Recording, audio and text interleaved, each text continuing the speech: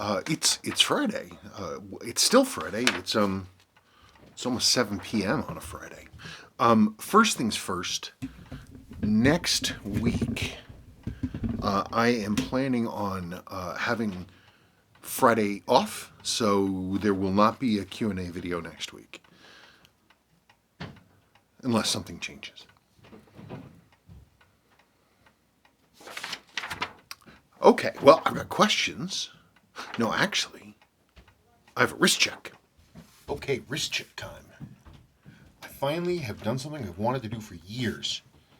I found an old man band, one of these old Spidell Twistoflex ones, and I of the correct era to put my 6619 Mac VSOG on. The challenge is always finding one that's the right length. They resized these, or you could resize them when you bought them, but all the extra links are long gone. But I like it. This one's beaten up, but it came off of it came off a same era 6119, a little bit later, but that was junk. But it was some gentleman's watch, but he had the same exact resize as me. I love this watch. I love them. Best of them. All stainless case, fully jeweled movement. It's just a nice piece. It really is. It feels like wearing just nothing. All these young kids today, they don't know what it, you had all these old dudes when I was a teenager, when I was a kid, all these old dudes with their, see, it always rings just a few minutes before.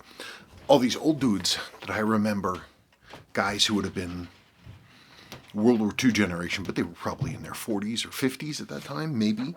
And they always had their old man bands on and their Sansa-belt trousers and, I don't know, their hair and their sideburns, and everything was tan or brown, or it was a different world. People don't remember them anymore. Used to see this kind of stuff, and it was funny. When I was cleaning this, I ran this through the cleaner a bunch of times because it was really dirty, but you could smell the dudes like Old Spice or aftershave or something, and it was that grandfather smell. It's all gone now. Garrett Jansen. Hi, Spencer. Question on the RAF issue 78287120. I've been seeing some with white or slightly green loom. I know Sua and Diney use slightly different loom, but you should always expect white loom on those particular 7828s. They can actually trend. They can tip towards green. You don't really see it ever with like that white with a little bit of brown in it. That white, that bone white that starts to trend towards like tan. You never see that with 7As. They're gonna be white. They're gonna be leaning a little green. It's just the way that they are. Second question. Given the swords, do you also own Japanese woodblock prints? Oh, I love that stuff. That ukiyo-e, that floating world stuff. I've always loved that. I don't own any block prints. There was one that I almost bought, gosh, this year, and I found by accident on eBay. Somebody in like Missouri was clearly selling whatever they could find, things that they got at like, garage sales and thrift stores and state sales and stuff. And they had a number of things of a particular era. Some of them that this person was selling clearly, well, to my mind anyway, looked very much like it came from one person's estate. And it was a good amount of Asian stuff, Japanese stuff. One of them was a woodblock print, which I'm mad now that I didn't buy because it was badly listed. It was clearly original, and it showed. It was almost like a formal portrait of a sword bearer. Like I said, I don't know if he was a samurai, but he was there, and he was like this, and you could see the handle of the thing. I didn't buy it. I think I forgot about it, and then it was too late. I'd love to. I love that stuff. I love that stuff. Andrew Warner. Hi, Spencer. I hope you're keeping well. More or less. I have a question for next week's mail call. I'm considering getting a Heuer Octavia with the caliber 12 movement in it, and wondered if you had experience with one of these. If so, what do you think of them? And how does the caliber 12 compare to the 6139 and 6138 movements? Cheers. Well, here, I'll do a thing. Okay. The Heuer Octavia, caliber 12. That's like the caliber 12 is the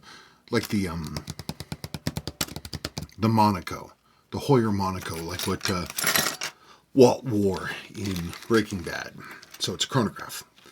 The caliber 12 is a Sellita SW300 movement that is basically built and finished by Heuer.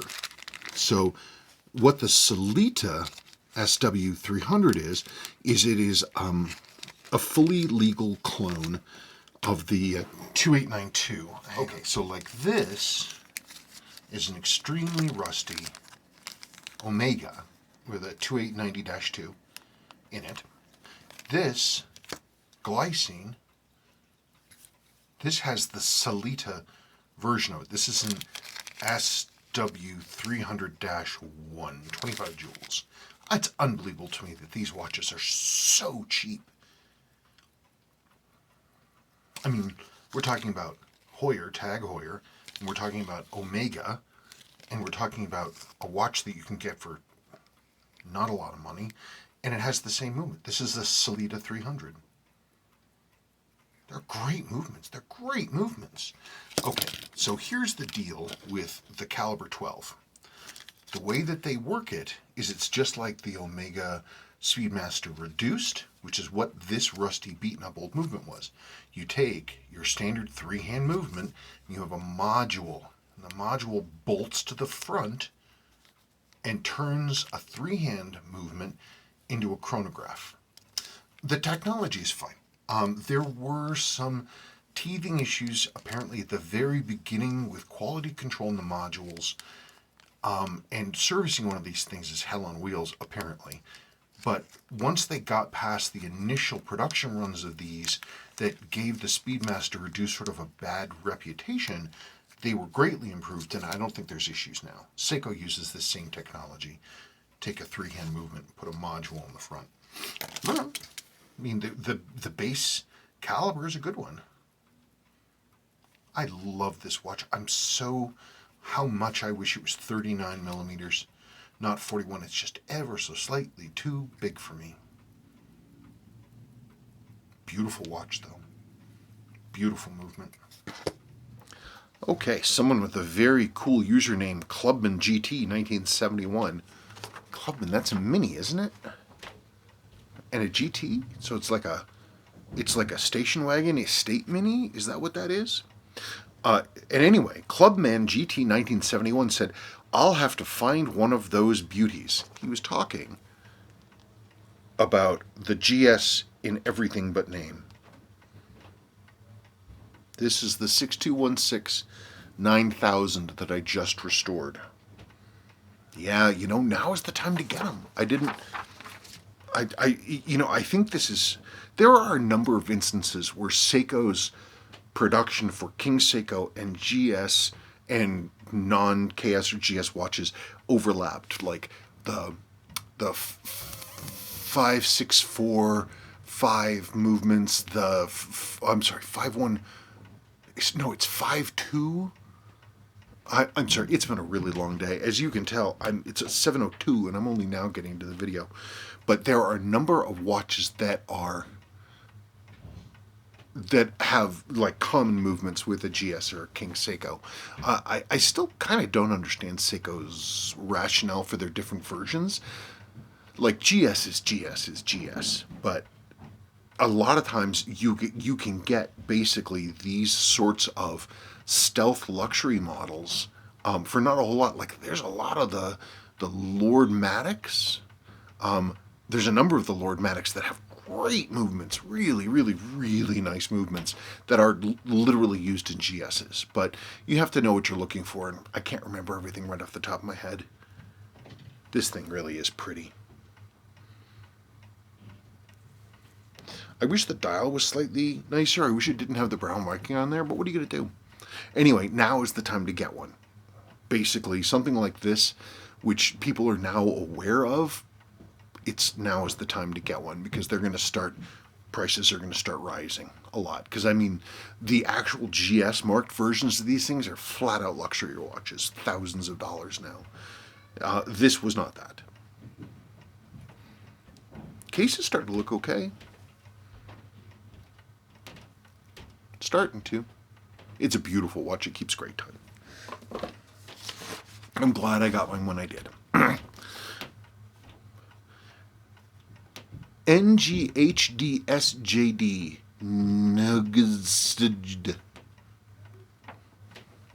Hope I got that pronunciation right. Talking about, I don't know if those of you who watched this restoration video, there were a couple notations done inside the case back of this watch. Maybe I can insert a picture.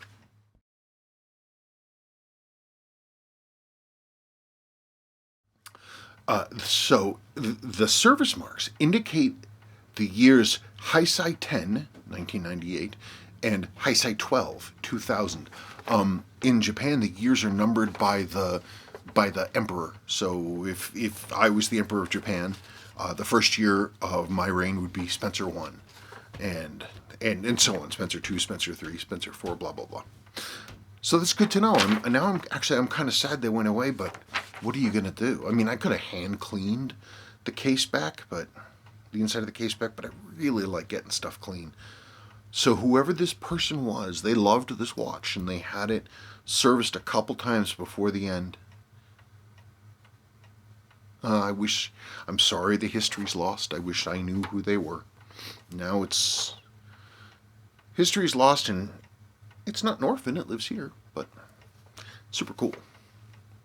Andrew W. I'm getting you twice? How did that happen? My King Seiko 4502 has a serial number on the movement like your watch. Remember, this one has a serial number on the movement.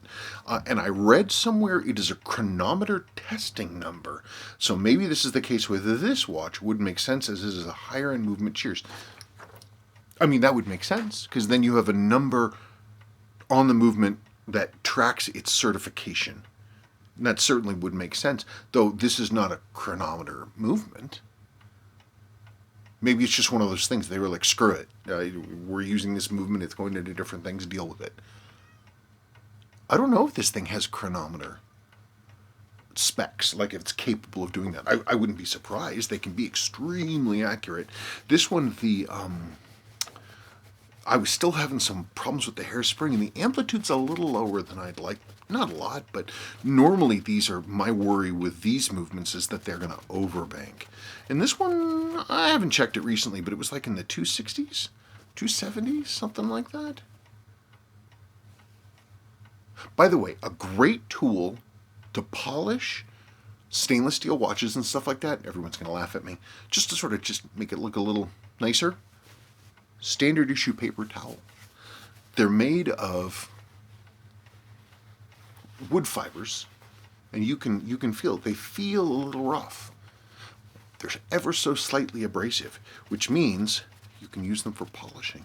They even work for crystals, for acrylic crystals. If you're not hauling down on it, you have all these lignin fibers, and they act as a little polishing thing, and it works out pretty well. Anyway, that's not all I'm using, but if I want to just polish something quickly and I can't, I don't want to dig out polishing compound or anything else like that, I grab a paper towel.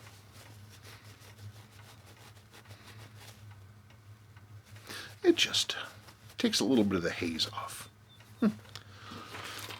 Rocket's very sad. He wants to get in here because Sebastian keeps breaking in here and getting into the stores of cans of cat food and opening them up for Rocket. The other day he opened 5 of them for him. So Rocket thinks this is Snackland. Okay. GP. I have a trio of 6216s. Wonderful design. Under the radar for a long time, no more. The later 9010 dial is another alternative.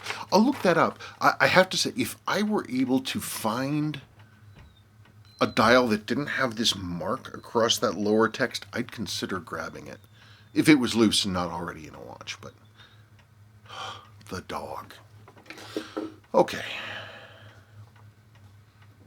Now we're talking about Seiko 7As.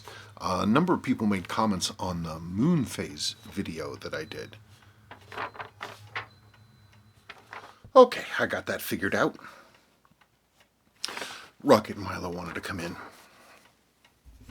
Let's see.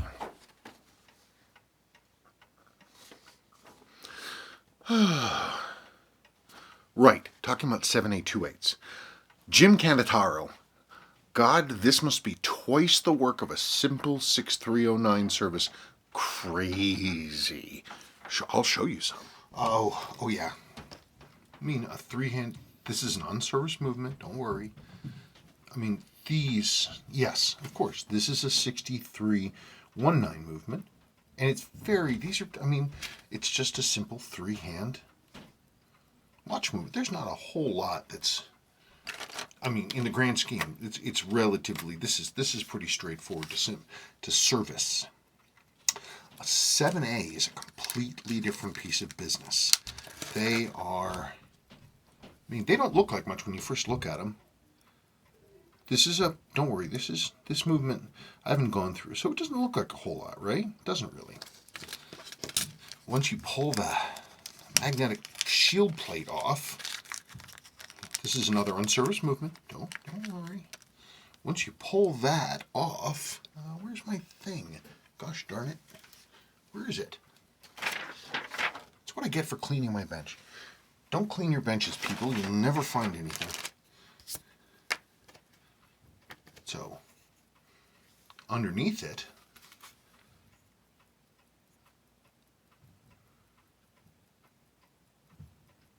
this is a rusty old thing, so don't worry about this. I mean, and this is really old. This is Victorian, so don't yell at me about that. Here, let's do this. It'll be less distracting.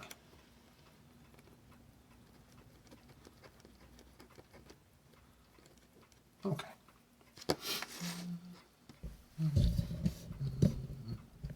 So these, I just did that.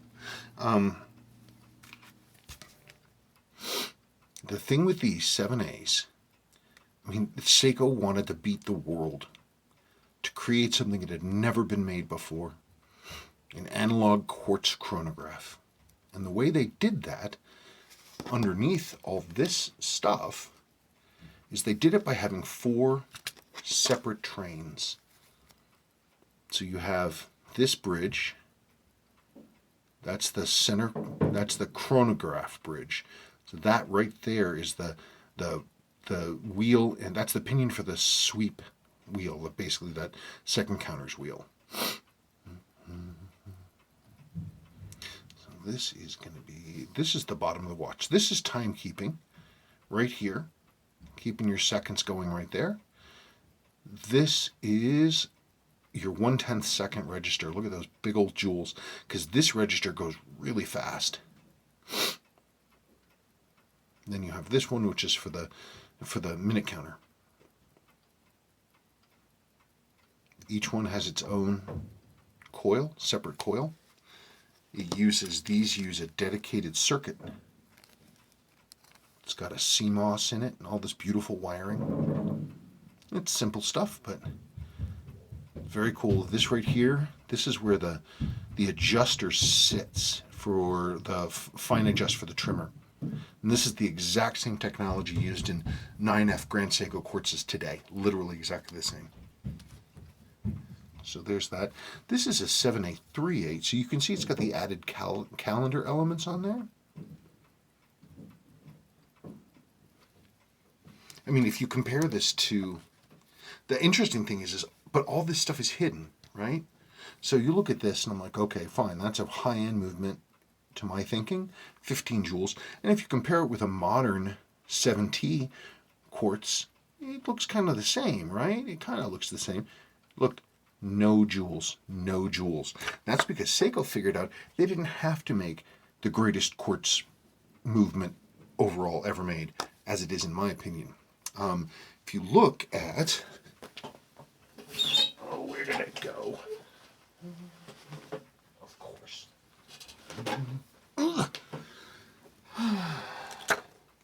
You look at,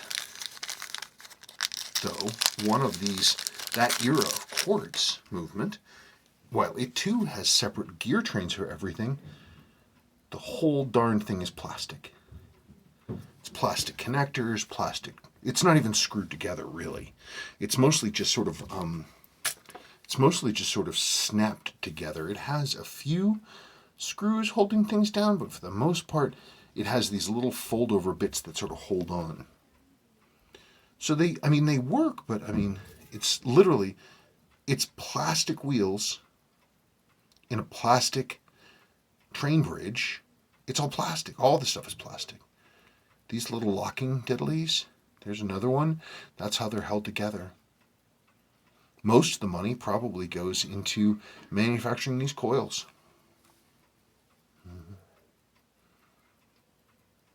It's a pretty handsome watch, too. Came in like this. So, again, I always think you've got a 7A here, and to a lot of people, it probably doesn't look a whole lot different. They look at it and they're like, well, it's a watch and it's got registers and it does things, but underneath the hood, they're completely different. I mean, the 9F Grand Seikos, they have a display back. And imagine if you were able to show, because you can't really see it right now, but in good light, you can see all those jewels shining. You can see them. And it looks awesome. It just looks really cool and technical. In case anybody wants to see what the main plate looks like instead of being plastic, that's the upper main plate. And then you have all kinds of bridges that go in there. I can pull them out. And all the bridges are look at the jeweling. They're so beautifully made. Anyway, I'll never not say nice things about the 7A. I mean, it's...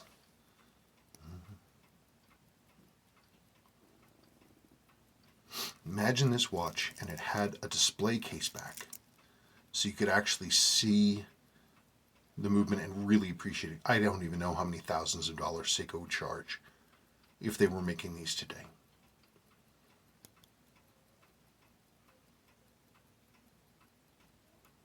Amazing. This watch is on the website for sale, by the way. Okay.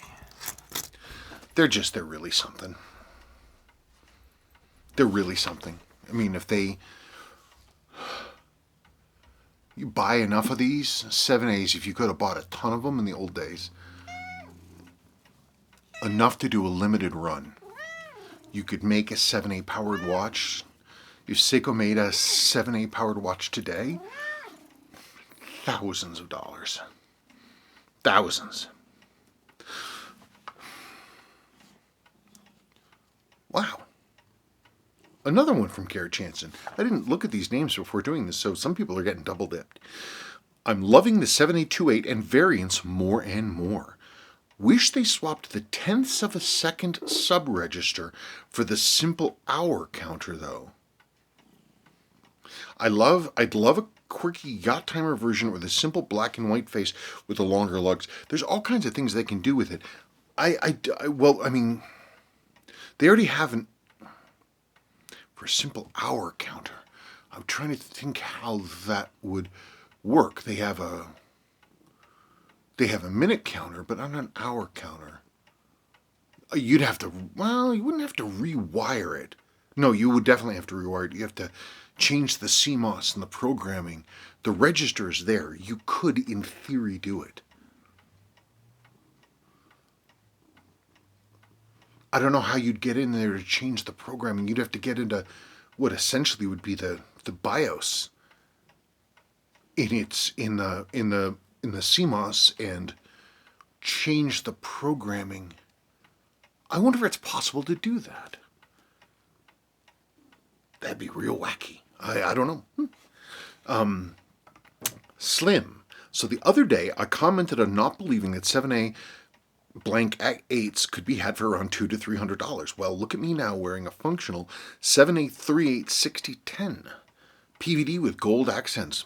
Yeah, they're cool. They're out there. I swear. I know I keep saying it. If Seiko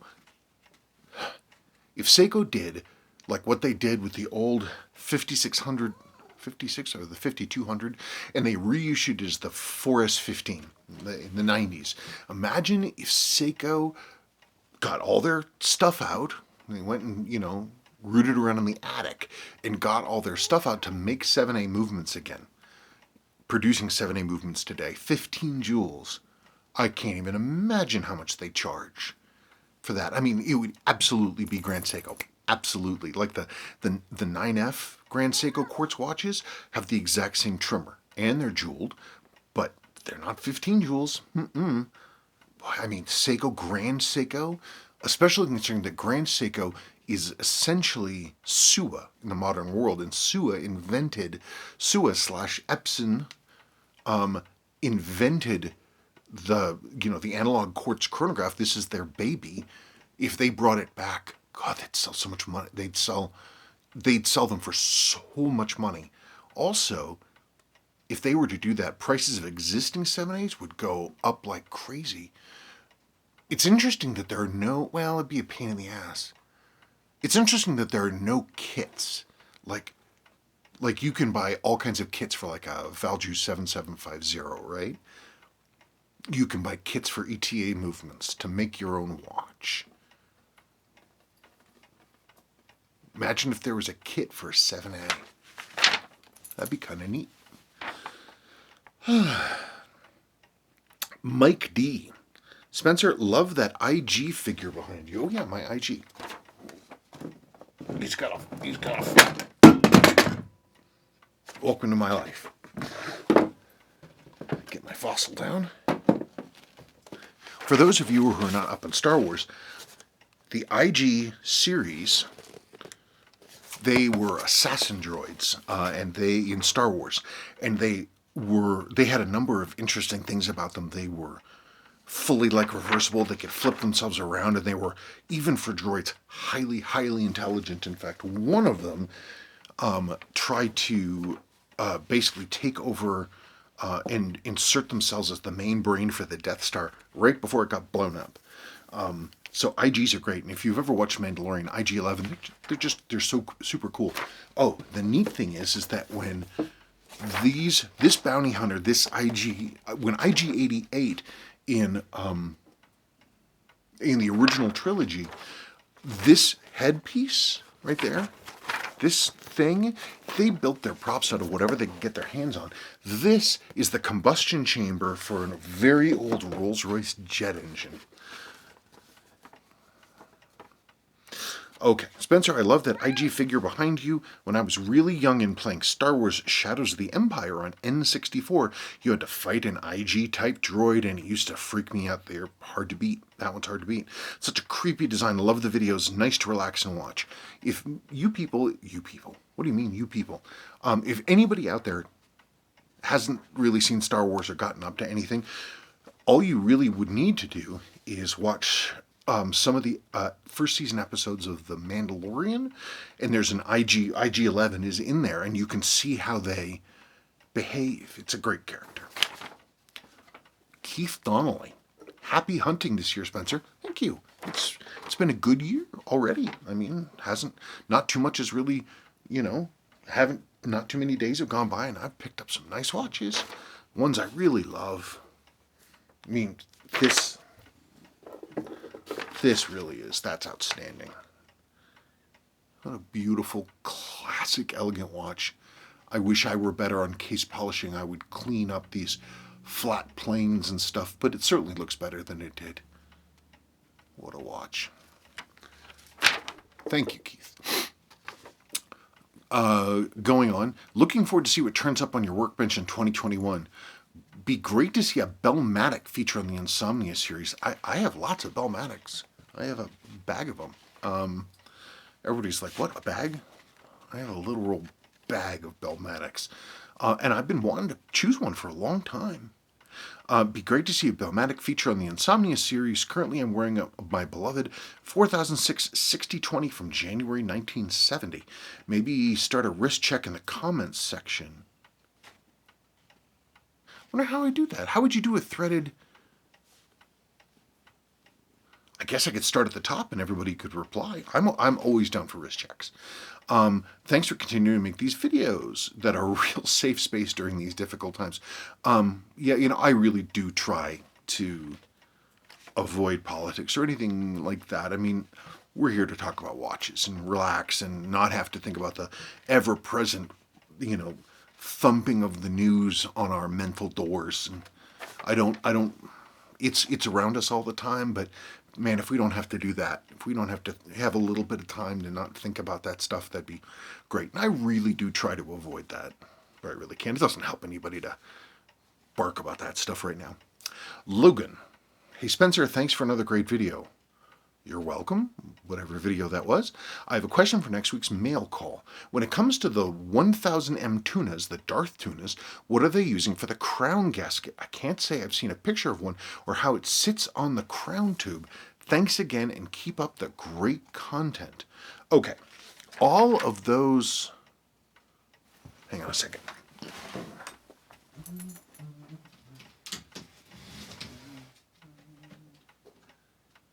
Oh, shoot. It's upstairs. Gosh darn it.